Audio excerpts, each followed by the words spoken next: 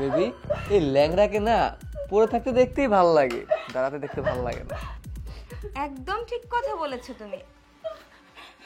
কি খুব হাঁটতে ইচ্ছা করতেছে, এটা নিয়ে হাঁটার কি দরকার? এখানে বসে থাক না, দেখতে খুব ভালো লাগতেছে। আর তুই তো জানিস না আজকে তোর সাথে কি কি যে করব আমি, তুই সেটা কল্পনাও করতে পারবি না। এই দাঁড়াও দাঁড়াও দাঁড়াও, তোমার আদরের ছেলে কল করেছে, একটু কথা বলি। যদি সাউন্ড করছিস না একদম মেরে ফেলবো বলে দিলাম। হ্যালো বেবি, কেমন আছো তুমি? আলহামদুলিল্লাহ ভালো আছি, তুমি কেমন আছো? এই তো অনেক ভালো আছি। কি খবর তোমার এখন বলো তো? আমার খবর ভালো। বলো তো, তুমি আমার মায়ের ঠিকঠাক খেয়াল রাখছো তো? কি যে বলো না তুমি, তোমার মার আমি খেয়াল না রেখে থাকতে পারি বলো? তোমার মাকে শুধু তোমার মা, তোমার মা তো আমারও মা। তোমার মাকে যে আমি কতটা ভালোবাসি তুমি সেটা চিন্তাও করতে পারবে না। আর এত বেশি খেয়াল রাখি, আমি নিজে না খেয়ে তোমার মাকে খাইয়ে দিই, তুমি জানো? আচ্ছা তুমি একটা কাজ করতো, আমার মাকে একটু দাও তো, মায়ের সাথে কথা বলি। না না না, এখন মানে হচ্ছে এখন দেয়া যাবে না, বুঝতে পারতেছো না কেন? মা একটু আগে ঘুমাইছে, মাকে ওষুধ খাইয়ে ঘুম পাড়িয়ে রেখেছি। এখন যদি মাকে গিয়ে ডাকি তাহলে মা তো প্রবলেম হবে, মাথায় প্রেসার পড়বে, বুঝো না কেন তুমি? আচ্ছা বেবি তুমি এখন রাখো তাহলে। ওয়েট ওয়েট বেবি, বেবি শোনো শোনো, আজকে না কিছু টাকা পাঠাও, ঠিক আছে? মাকে চেক আপ করতে হবে, মানে হচ্ছে যে রেগুলার যে চেক আপটা মাকে করায় না, আজকেও করাতে হবে। তো টাকা লাগবে না? টাকা না হলে কি হবে বলো? আচ্ছা, আমি সময় মতো তোমার টাকা পাঠিয়ে দেবো, তুমি টাকা নিয়ে কোনো টেনশন করো না।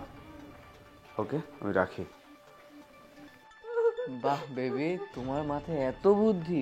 তোমার বোকা জামাইকে কিভাবে বোকা বানিয়ে তুমি টাকা নিয়ে আসতেছো। যাক ভালোই হলো, আমারও তো পকেট খালি কিছু টাকা হবে।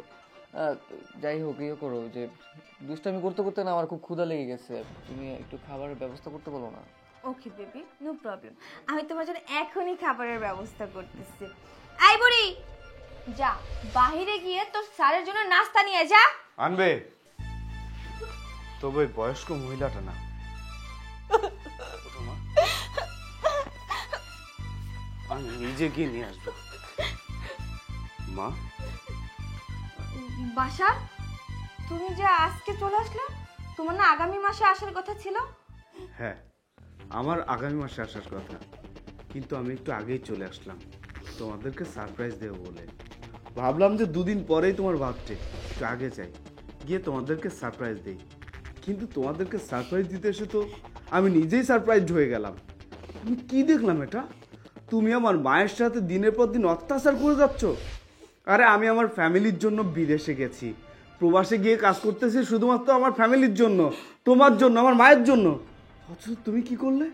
আমার মায়ের সাথে এত বড় অত্যাচার করতে পারলে? বাজার রে, এইটা তো কিছুই না, এর থেকে অনেক অত্যাচার আমারও সহ্য করুন লাগে। আমারে ঠিক মতো খাওন দেয় না, উপোস রাখে, খাইতে চাইলে মারধর করে, জানুস বাজার। আমারে ঘরের মধ্যে আটকে রাখে, পিছন থেকে তালা দিতে হয়। কত কই আমি বাথরুমে যাবো, আমার খিদা লাগছে, আমার খাওন দাও, তাও তালা বলে না, আমারে খাইতে দেয় না। মা, তোমার সাথে এত কিছু ঘটে গেছে আর তুমি কোনো কিছু আমাকে জানানোর প্রয়োজন মনে করোনি? আমাকে একটা ফোন করে জানাতে পারতে। কেমনে জানাবো বাজার, আমার কাছে তো কোনো ফোন নাই, ফোন তো বৌমার কাছে। কত কইছি, হাতে ধরছি, পাও ধরছি, আমার একটু আমার পোলার সাথে কথা কইতে দাও। আমার এই বুকটার মধ্যে ছটফট করে ওর সাথে কথা কইনের জন্যে, দেয় নাই, উল্টা আমার ধরে মারছে। নানা বাসার মা যা কিছু বলতেছে সব মিথ্যা কথা, মার কথা তুমি বিশ্বাস করো না। আমি কখনো কখনো এমন কিছু করে যাতে মায়ের কষ্ট হয়। আর ও ও তো আমার ফ্রেন্ড, ও অনেকদিন পর আমাদের বাড়িতে আসছে, এই জন্য মাকে একটু বলেছিলাম নাস্তার কথা, তাছাড়া আজ কিছুই না। না না বাজান, বৌমাও সব মিথ্যা কথা কইতেছে। তুই বিদেশ যাওয়ার পর ওই পোলাটা প্রতিদিনই আসে, ওগোর সাথে এমন একটা সম্পর্ক আছে যা আমি মুখ দিয়ে কইতে পারতেছি না। আর এই জন্যই তো আমার উপর এত অত্যাচার করে। বাসার বিশ্বাস করো, মা যা বলতেছে একদম মিথ্যা কথা। ও তো শুধু আমার জাস্ট ফ্রেন্ড, ওর সাথে অন্য কোনো সম্পর্কই নাই আমার। প্লিজ বাসার, তুমি মায়ের কথা বিশ্বাস করো না, আমাকে একটু বিশ্বাস করো। আর মা তো আমার নিজের মায়ের মতো, আমি আমার নিজের থেকেও বেশি যত্ন করি মায়ের।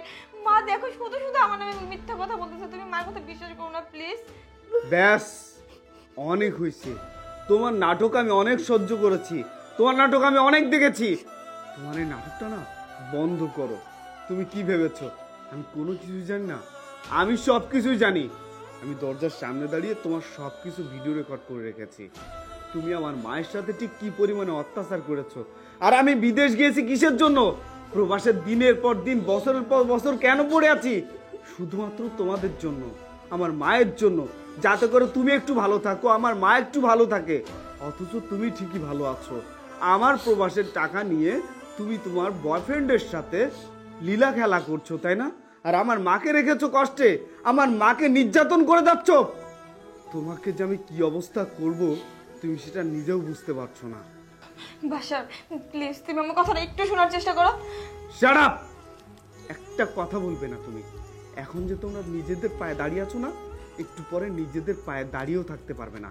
তাই ভালোই ভালোই বলছি, আমার চোখের সামনে থেকে চলে যাও। যাও, বেরো যাও।